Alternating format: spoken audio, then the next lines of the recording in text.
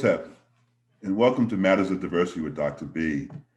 Today, we're going to have a great opportunity to talk about an issue that is very near and dear to my heart, actually. It's in working with members of our community who have, in some regards, been harmed. And so, in honor of Asian American Pacific Islander Heritage Month, we're going to bring in Dr. Buhain, who's going to be able to share with us, from her perspective, what's been going on. And so if you bear with me for a second, let me just read her bio. So Dr. Jocelyn Buhain is a licensed psychologist and currently serves as UCF's CAPS Associate Director of Clinical Services. She manages a large, complex clinical system, supports a talented group of clinicians, and collaborates with UCF partners. In her spare time, she enjoys spending time with her family, her friends, and her rescue dog, Chewbacca. We'll talk about Chewbacca a little bit as well. Cruising, and most recently, playing Pokemon Go. And so without any further ado, if you all would support me in bringing in Dr. Buhain. Dr. Buhain. Hello.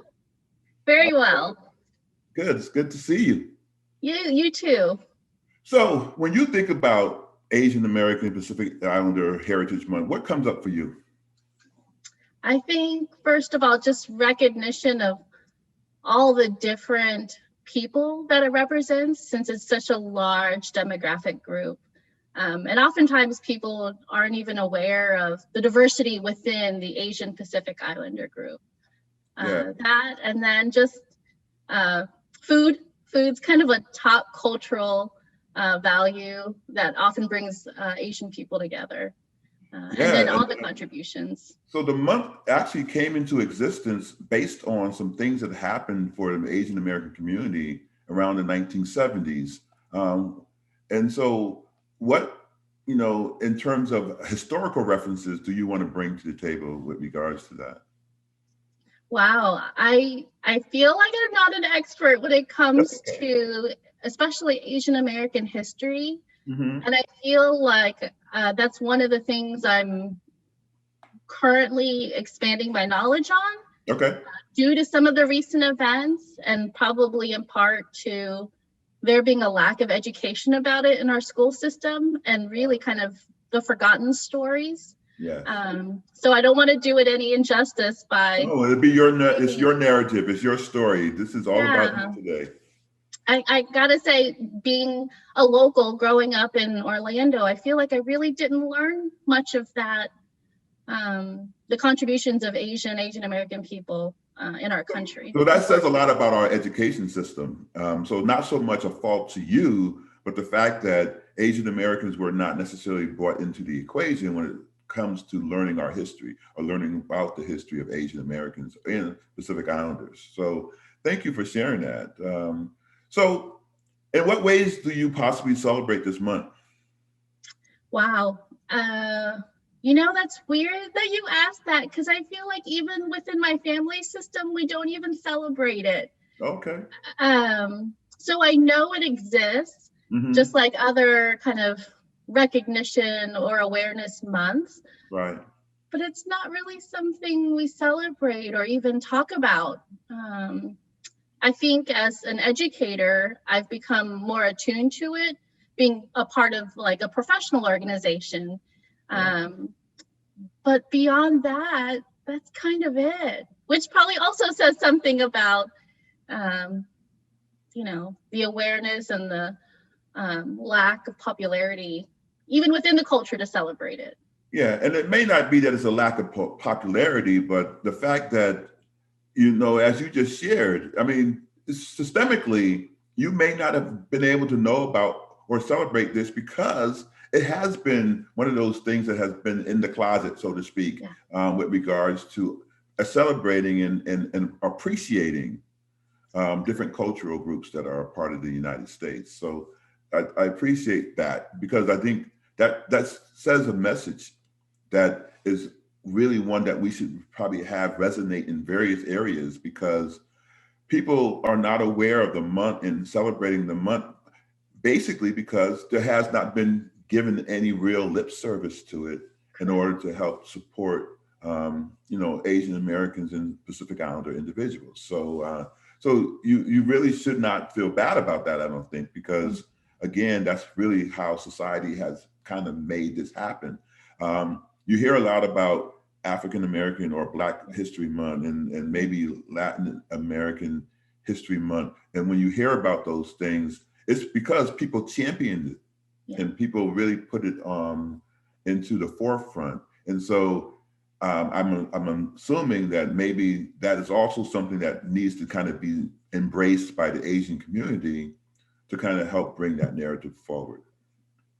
I think you hit it right on the head. I mean, I just think even with it happening in April for an academic school year, that's, people are already sort of thinking about summer. Well, May anyway, but I okay, yes. yeah. See, so how much you are so into this. So anyway, tell me a little bit about your culture. Tell me about who you are and what your life experiences have been like.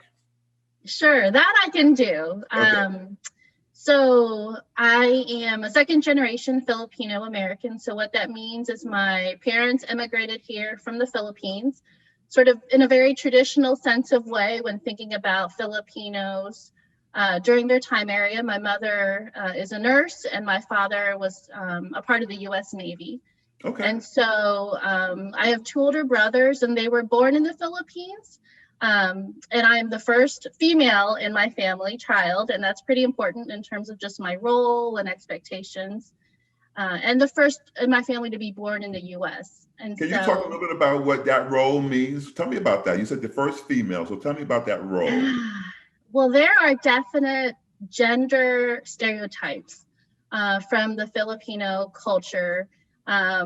And as I became an adult, I learned that a part of it really came from the sense of colonial mentality of the US, the relationship with the Philippines. So, but yeah, very traditional gender roles in terms of what males are expected to do and what females are expected to do. And so pretty quickly, I learned I had to be a good daughter. I had to follow all the directions. I had to clean the house, not talk back. Take care of my sister. And so what that meant growing up in the US, having parents who immigrated here, there was definitely some acculturation issues between the generations, especially with the US teaching me about gender equality as a child. And so I really struggled with kind of understanding the importance of gender equality, but then not experiencing it at home and being confused and having distress from that and trying to make sense of, how to navigate both cultures in a way that allowed me some sort of life satisfaction or happiness. Well, I can imagine that that's pretty a tough road to kind of bring forth. So when you talk about the different responsibilities of being the first daughter, I'm imagining that part of that is that you also have to kind of be the caregiver to your parents as they age. Yep, very true. That doesn't fall on your two older brothers. That falls directly onto you. I took the responsibility and burden of taking on that role. It was a pretty. Well, it's really interesting that you said I chose to take on that. Do you feel like you chose to, or do you feel as though it was pretty much ordained? Majority ordained, but I think for my own well-being, there was definitely active, informed consent on my part. That I can say. That's how you bring the counseling piece into it. I get you. So again, I hear you when you say that. What went into that decision for you? What did you have to go through in order to really decide this was really the pathway that you wanted to have?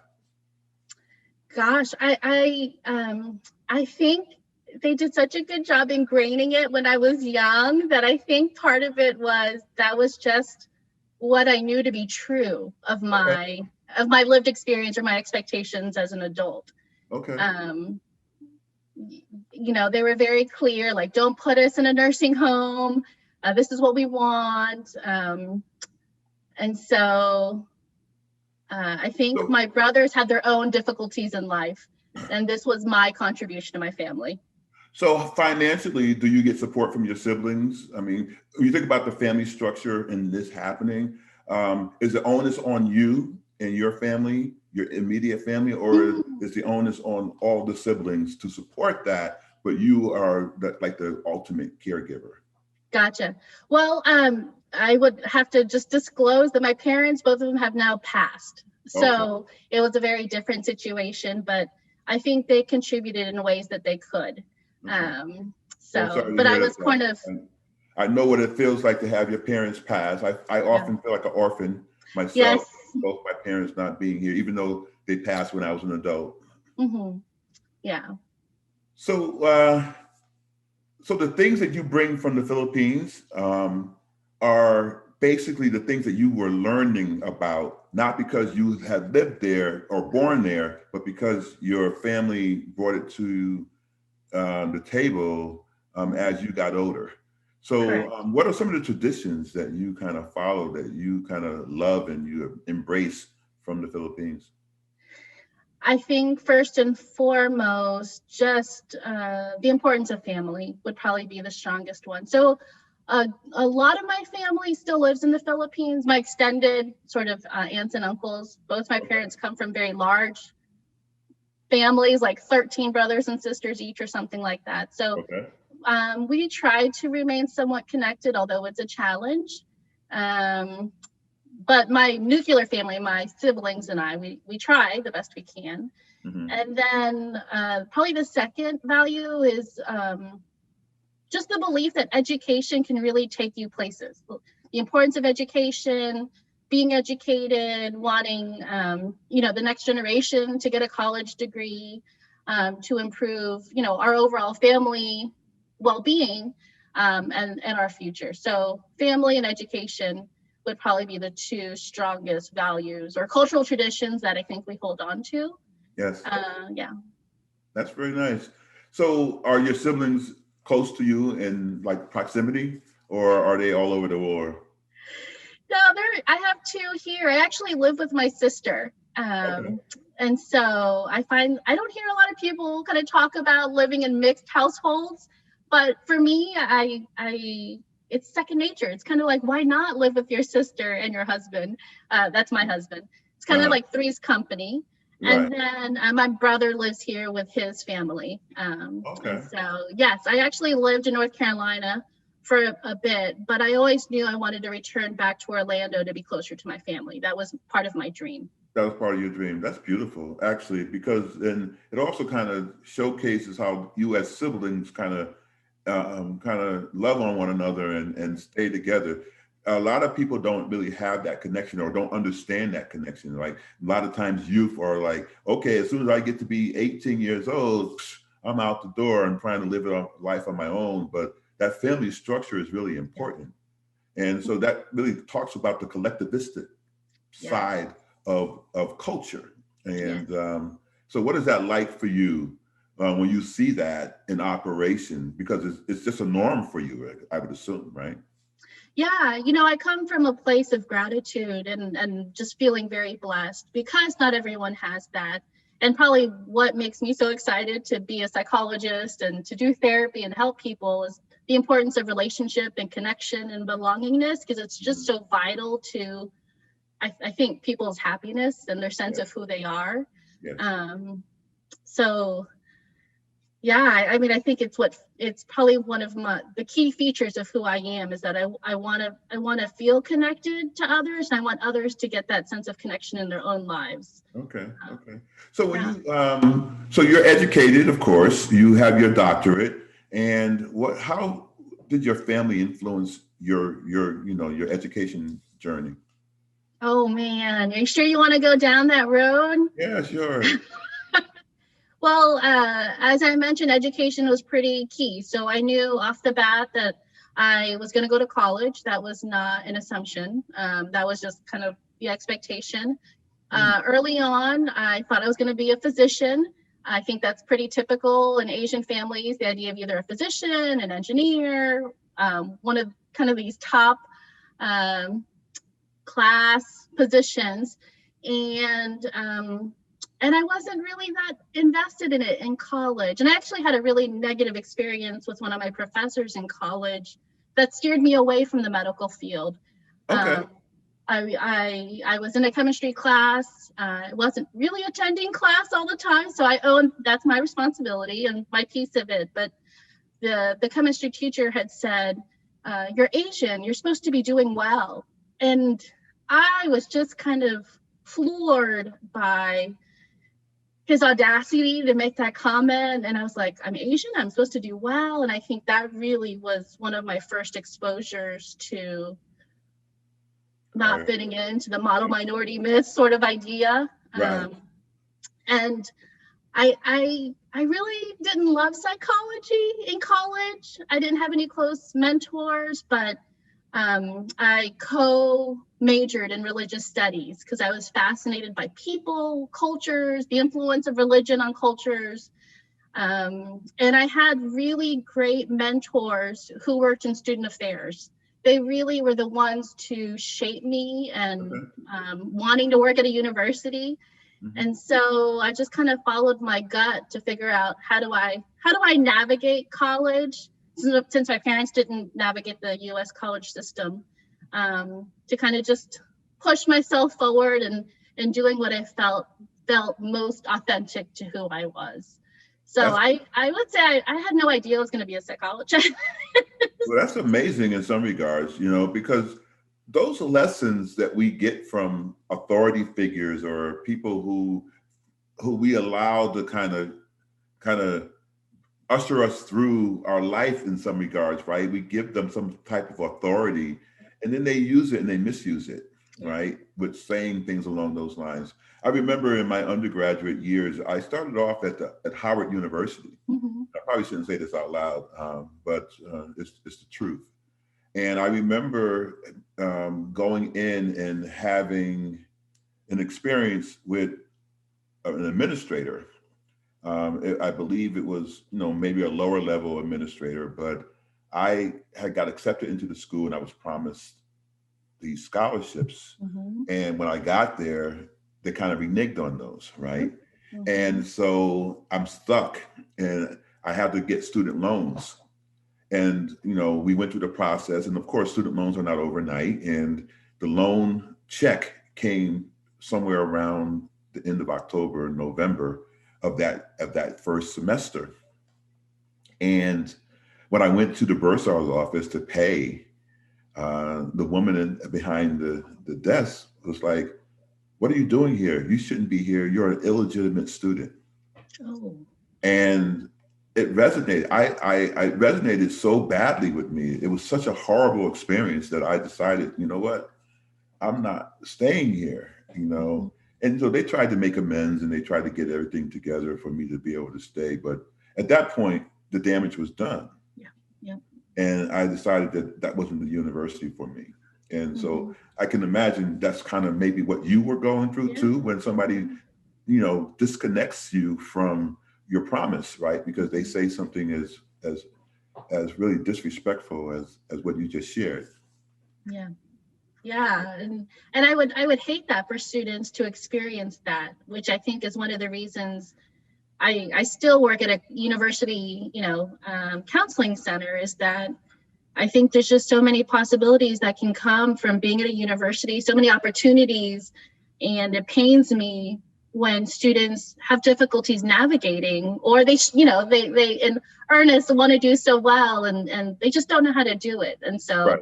Our job is to really help them navigate the complexity of the university system, or those unfortunate situations or encounters they have with others. Mm-hmm.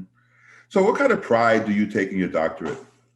And the reason why I asked that question is as a female, mm-hmm. and one who is sometimes perhaps scrutinized, mm-hmm. and you have people putting barriers on you or stereotypes upon you.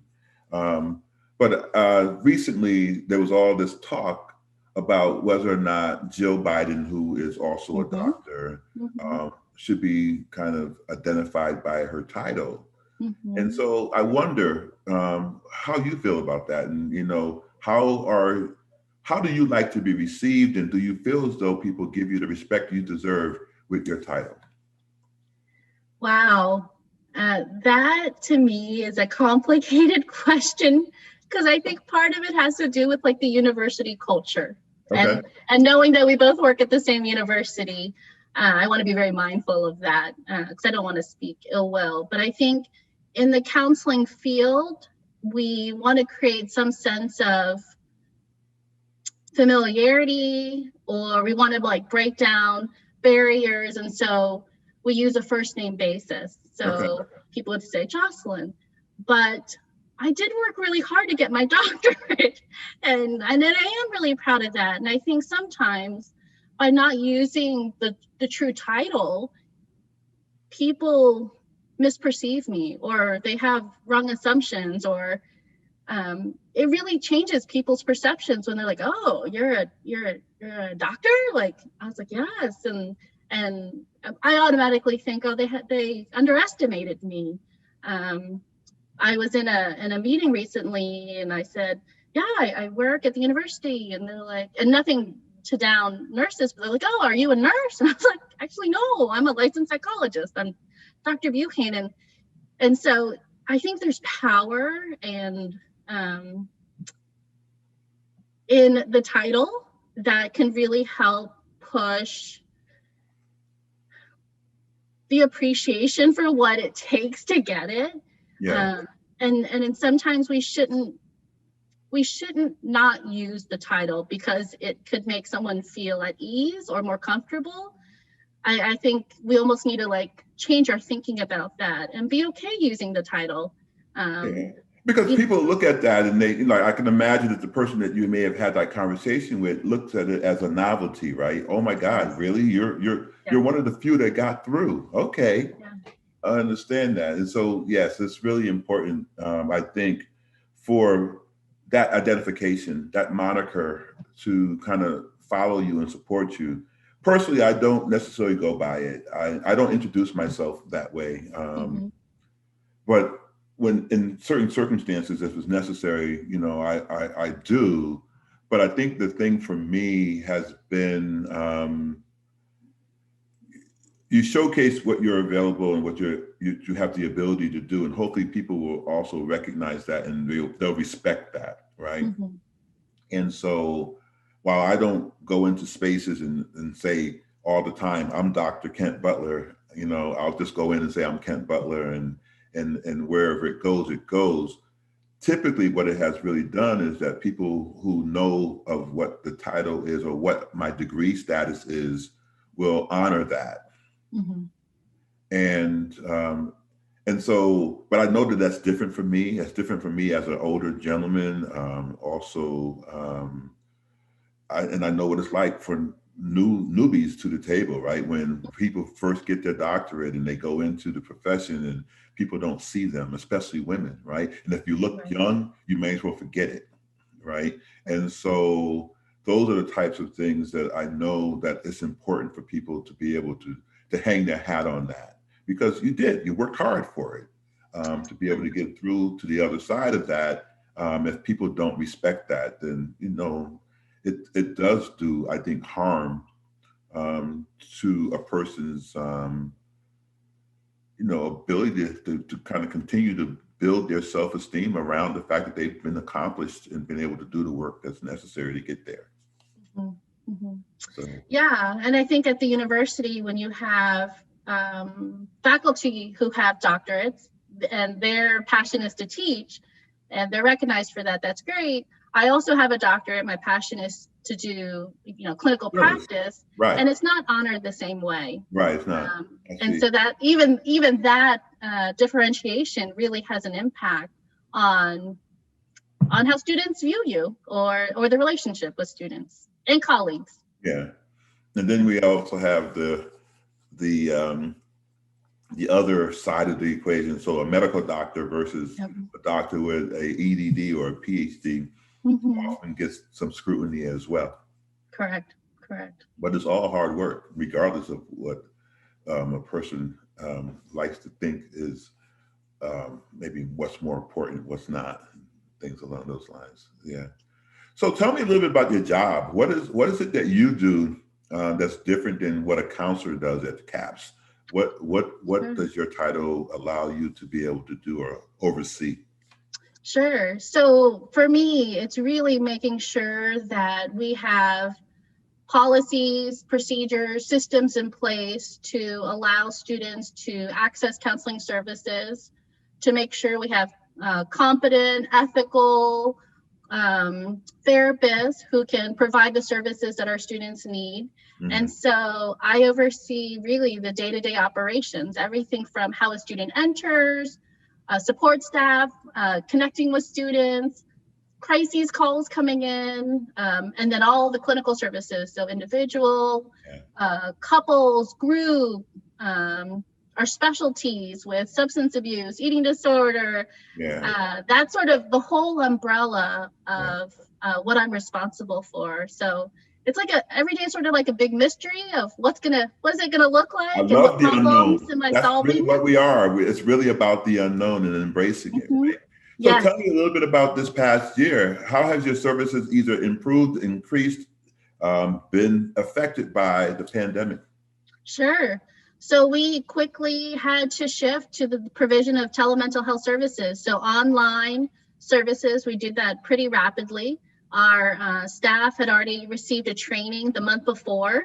Our director is quite a visionary, so she kind of got us in a position to obtain the training before we even knew we needed it, really.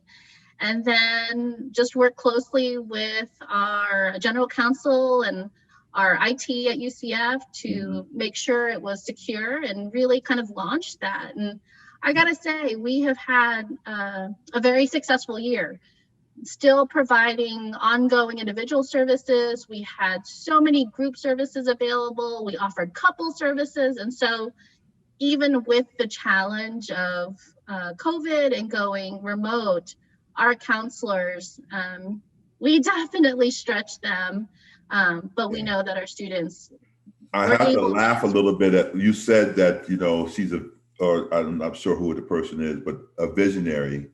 Mhm. And so I could imagine that there were people who were like when I first started thinking about telemental health and things along those lines, I kind of went kicking and screaming into that, right? Because I mean, I understand it and I embrace it now, but when it first came around, I'm like, really? No, you got to be in the room with the person and deal with that. So I can imagine that you all are probably having some folks who are like training on this, no. But then the beauty of it all, you talked about the visionary piece. Like I can imagine that a month later, when they were in that particular mode where they had to jump in, they were like so appreciative of the fact that they had to go through that experience. Definitely. And we had been providing tau treatment already. And so there was a group of clinicians who really went into the mentoring role to help the rest of the clinicians become more familiar and gain that confidence and competency to Nice. provide. So I feel very fortunate how things kind of progressed for our center. So what's your favorite part of being a counselor? Oh gosh, I love interacting with students. I love the outreach that we do, like really actually like leaving the therapy room and getting out on campus and hearing from students and exciting them about mental health and letting them know they're not alone. Mm. Um, and just kind of like seeing the hope that they have in their eyes. Yeah. That's one of the things I love. The second thing I love is I love graduating our students. So when you're working with a student who's had a number of life challenges and they keep kind of feeling like I guess when they feel desperate or they feel suicidal or they feel hopeless, and you're able to kind of work with them to problem solve and to develop some self-esteem or confidence or self-compassion, and then get them to graduate and then they come back and visit you. Right. Those are like really great moments. Like, okay, this is why I chose this field. This is why I do what I do. So what are some tips that maybe, especially for Asian students right now, with all the xenophobia and things that are going on in the world right now, what are some tips that you would share with them in terms of how to kind of navigate some of the things that are happening, especially the negative things that are happening in society today? Yeah. I mean, I think perhaps if students have good social support to one, just even like name how they're feeling or to talk about what they're thinking with their friends. And I Mm-hmm. say with their friends because oftentimes mental health, talking about problems is not something that usually happens in Asian families. Okay. And so friends become usually the outlet for that. If they're lucky enough to have professors who they feel comfortable talking with, I think that's great, or other adult mentors. So one is just naming it. And if they can't do that with somebody else, then finding ways of expressing that, whether it's through journal writing, exercise, But to, releasing it somehow. Don't hold on yeah, to it. Don't let it bottle exactly. in. And then if they're feeling brave to reach out to one of the counselors, we have 5 or 6 Asian counselors at CAPS, which is amazing. And just knowing that they're not alone and they could talk with somebody who may really relate to what they are going through or Right. experiencing, Right. I think could be like some tangible steps to acknowledging their difficulties and seeking some support. Yeah. So I think support is really important. So would you consider the Asian community to be more um, so I know that it's collectivistic, right, in terms of community oriented and things along those lines. But within that, are there breakdowns in between that? I mean, is it more like family oriented collectivism, or is it you know, community based? How does that new kind of show up? Do you think? Yeah, I think if they're lucky enough to have some family structure and support, that's great. But outside of the family, it could come from their own specific ethnic or cultural Asian group. Um, there's not a lot of intergroup kind of relationships, Okay. or there's not that kind of strength. Um, When you say intergroups, are you saying like if somebody came from the Philippines versus somebody who may have come from Laos or something like correct, that? Okay. correct. Yeah, because I think the Asian community is so large and so diverse. I mean, even with Filipinos, geographically, yes, we're near Asia or the Pacific Islands, but culturally, I often feel so much more in tune with Hispanic or Latinx cultures that, you know, sometimes if I'm feeling rogue, I would mark off that on a checkbox rather than Asian because of It's a rogue. similar cultural values. So, yeah, there's just a lot of complexity between cultures that we're not like a unified group. Okay. Okay. So so how does that support or hurt in your eyes? Yeah, I mean, I think that goes with part of sort of like the structural racism, discrimination, the quieting of the Asian voice that has occurred for many ages in the US, that if you're separate, then it's harder to become a movement. It's harder to raise your concerns and see change. And it's almost the idea that if you don't, then like bad things won't happen to you. Like then you can get Let me passed backtrack a over. little bit with that because this is really, really an important point to make.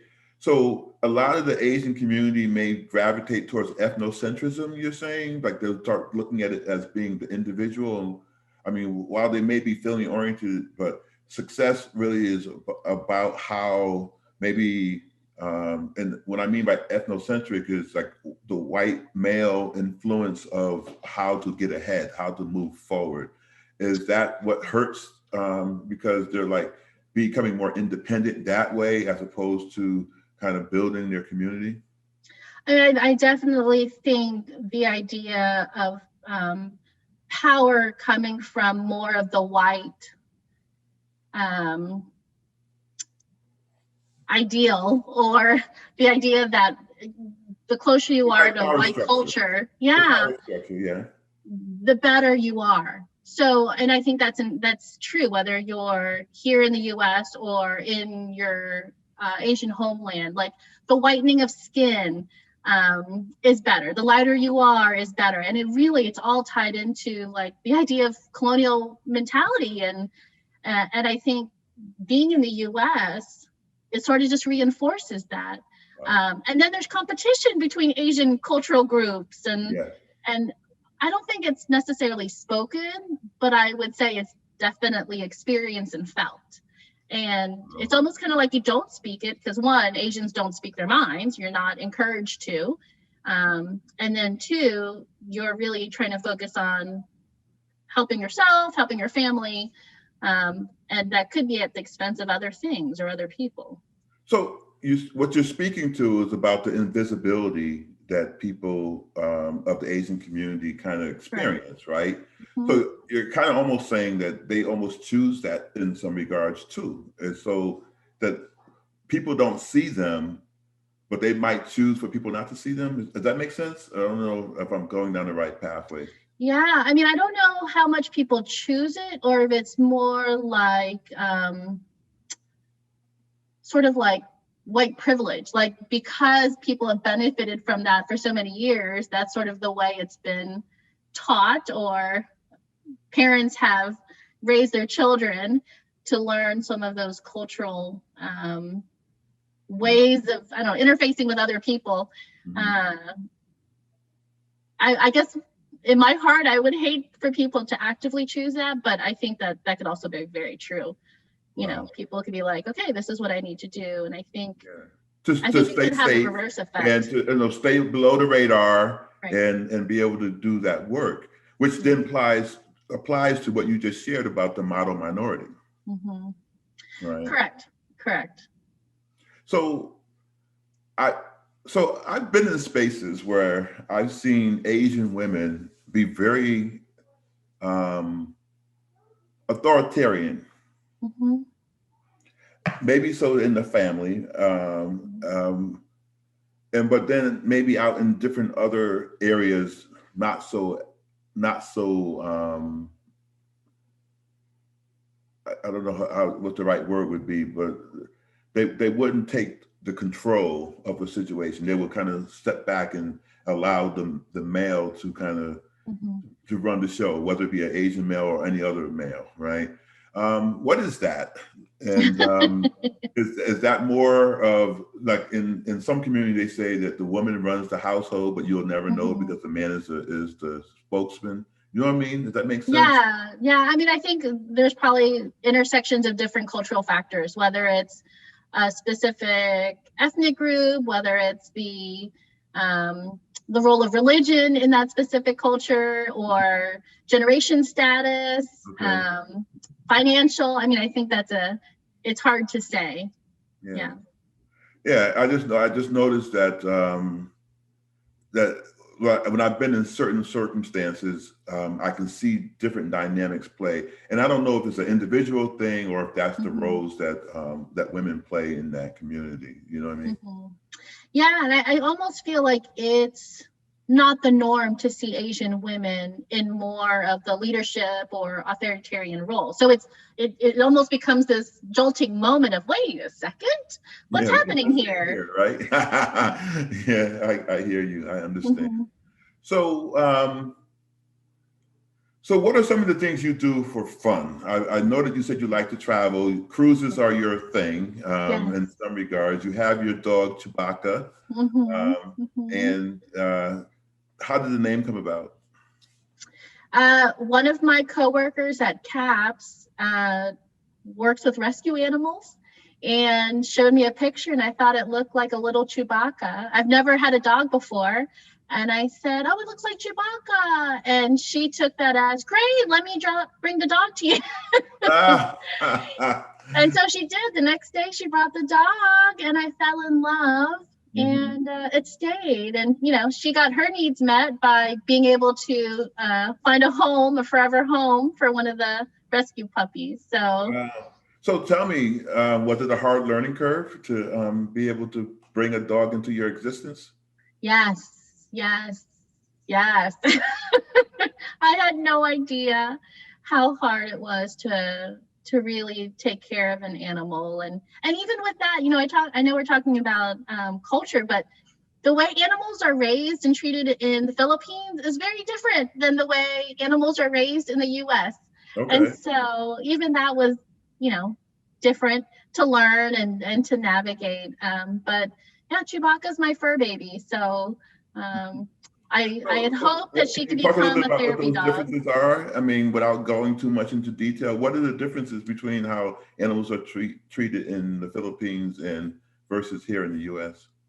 Yeah, I mean, I think it has to do with socioeconomic privilege and access. And in the Okay. US, you have insurance for dogs. And I mean, dogs get treated like kids in terms of uh, fancy food and clothing. And I mean, they just have so much Yeah, I just saw a access. commercial with like real meat foods that Rachel Yes. Ray is doing. So that's really interesting. So, Yeah. so yeah, so I can get that in terms of being able to do that. When it came to a person who likes to travel, Hmm. and now you have an animal that you're kind of saddled Hmm. with, Hmm. how does that affect your travel plans? Well, I have acculturated, and so she has a dog like nanny, a dog walker that comes and takes her Wait out a minute, while wait, I'm wait. I have working. to stop you there and just kind of laugh for a second. You said you have acculturated? Culture, yes. Okay. All right. So yeah, she has someone who comes by and takes her out and takes pictures of her and sends it to me on the app and gives me a like an update, and she really has a good life. So she has a really good life. So you have really become a dog owner. You are in Yes, it. You are in it to yes, win it. How long have you been doing yes. this now? How long have you had Chewbacca?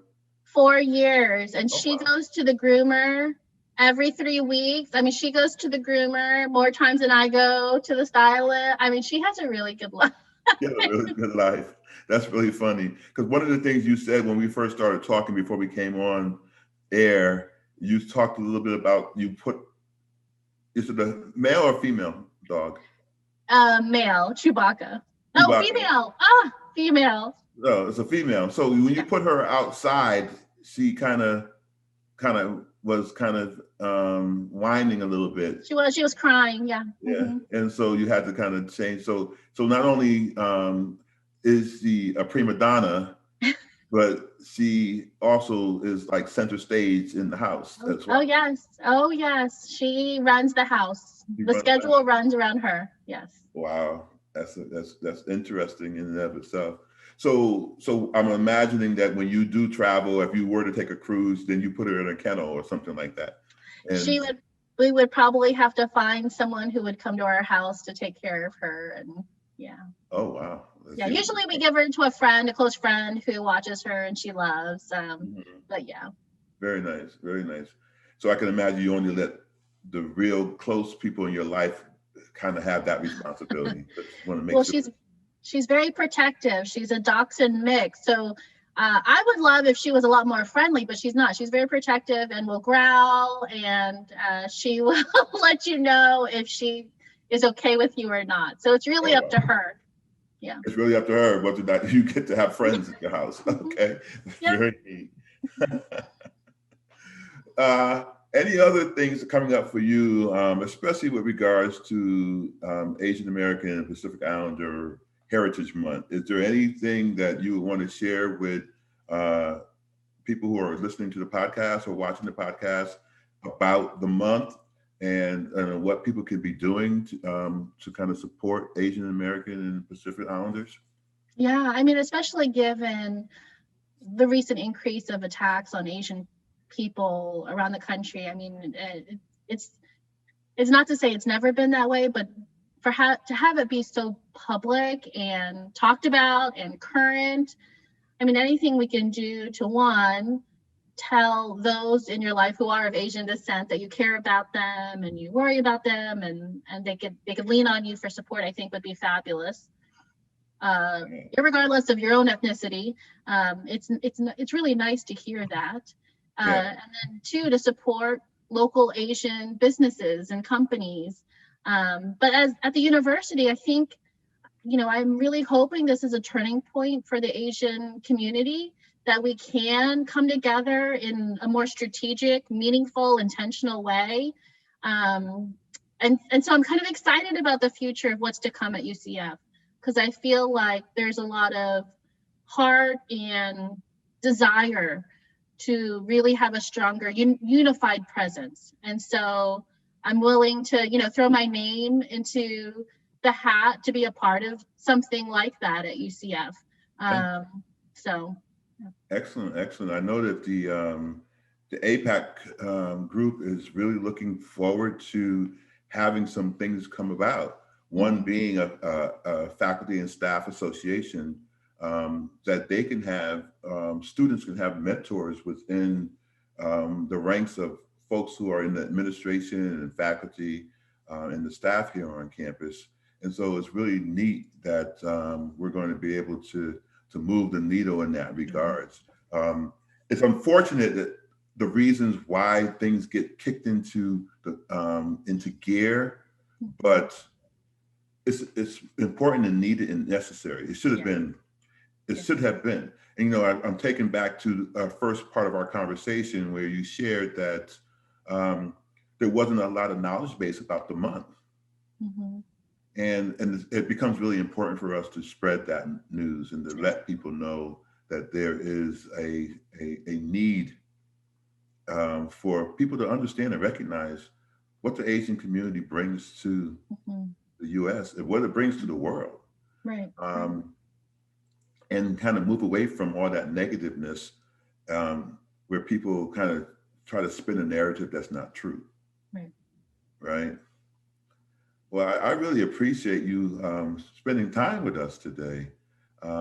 We have a lot more time. We have about 10 more minutes, but I'm wondering, what it is that you might want to share about your profession, about CAPS.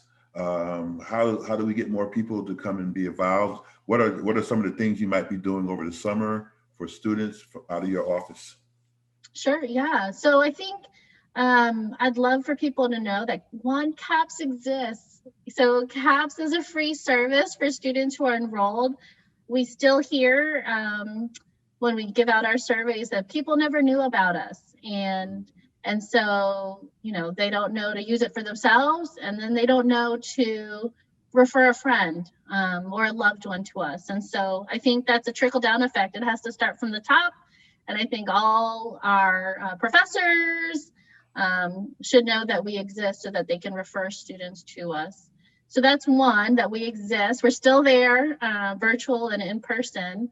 And that we have a huge group of diverse clinicians who specialize in a number of different things. And really, there's no problem too small or too big that we wouldn't be happy to sit with, to hear your story, and to kind of help you navigate whatever that looks like in terms of finding some relief or insight in your life.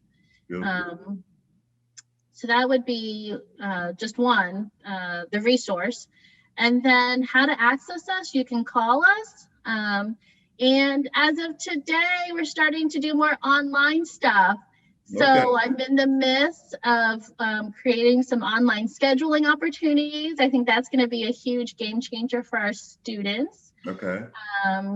As well as being able to communicate in different ways online with our office. So do you think that going telemental health might get you more students who are willing because they're maybe afraid to come to the actual building? Definitely. And we offer what's called a single session. So even if students just want sort of like a trial run or want to feel, and they don't want to commit to ongoing therapy, we have a single session. Just come, meet a counselor for a few minutes, talk about whatever you want to talk, and that's it. No further commitment. And I think that's sort of like a nice pre-therapy experience that our students can avail themselves to. What they should know is that it's not like you're a car salesman. So once you get their telephone number, you're not going to be hounding them to come get the car. right? That's correct. We Like, won't. we're here for you. As soon as you are willing and able to come to us, we'll be here waiting for you. Exactly. And if you are matched with a therapist and you're not really comfortable, you can request to change a therapist. Mm-hmm. And we're very understanding. We really want our students to feel like they're being heard and that their needs are being met. And so, and that's fine. We definitely can make changes happen. Our groups program is, I feel like, one of the biggest in the country. It's so successful. University is. That's true. That's true. And so I think people can be scared of what group therapy means or looks like, but it's a fabulous way of learning more about yourself and how you relate to people. Most definitely. I think if you like reality shows, in some way, group could be like your own reality show. It's like, oh, how am I interacting with somebody? What do they think of me? Well, maybe not like the Housewives, but maybe more like, I don't know. I'm just kidding. I don't know the shows that well. Yeah. Well, that's good. That's good to know. Because I think people need to learn and understand that you get your energy and you learn from people who you can surround yourself with. So if you're going through something, especially in a group situation, you're able to kind of have people that are there that lets you really acknowledge that you're not in this alone, that other people might be dealing with or going through some of these things. You're not in isolation, and that maybe together you can pull through and really make some differences in your life experiences. So correct. Correct. And we do have some support groups where students talk outside of group.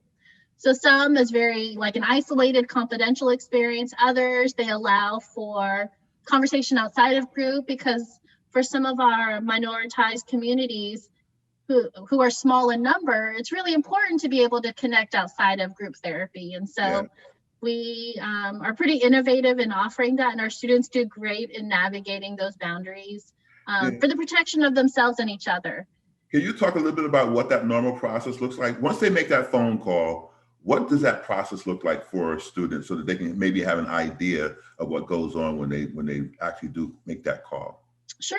So we'll ask some basic questions first to see if you're an enrolled student, because as you know, we're now at downtown also. And so some of our Valencia West students are more than welcome to use our CAP services as well. But we'll want to make sure you're enrolled and get basic demographic information. And then it's really important for us to ask students, do you need to speak to a counselor now? And I think sometimes our students have a lot of hesitancy to say yes. Like, oh, I'm not in crisis right now, but could I really speak to one? Yes, but I'm just going to say no. So know that if you're calling us, sometimes we know it takes a lot of time and effort and bravery to even just make that initial call, that it's okay to say, yes, I want to speak to a counselor now. We have counselors on call and available the whole time we're open, and we're trained to listen and want to talk with you. And then if you don't want to speak to a counselor immediately, then you could register for an appointment, and we'll walk you through the different options, whether it's going to be a same day appointment, the next day, or something that works better for your schedule. And now with online, you can have an in-person or you can have one via Zoom. And so we have seen a huge increase in students attending our appointments. We don't see as many cancellations or no-shows. And so they're coming. They're coming. That's funny. So I had to laugh because I had a little chuckle to myself just now. It's like, yeah, I get off at work at 1. I work so 1 a.m. in the morning. And so I'm wondering, can you set me up with somebody at 2 a.m. in the morning? No, I'm just joking. I know that doesn't work. So we have, a lot of great therapists that you can meet with. Yeah, I know quite a few of them. I, as a counselor educator, got a chance to meet and work with some of them as they graduated from our program. And so I'm glad to see them over in your area, your shop. There's some top-notch individuals over there for sure.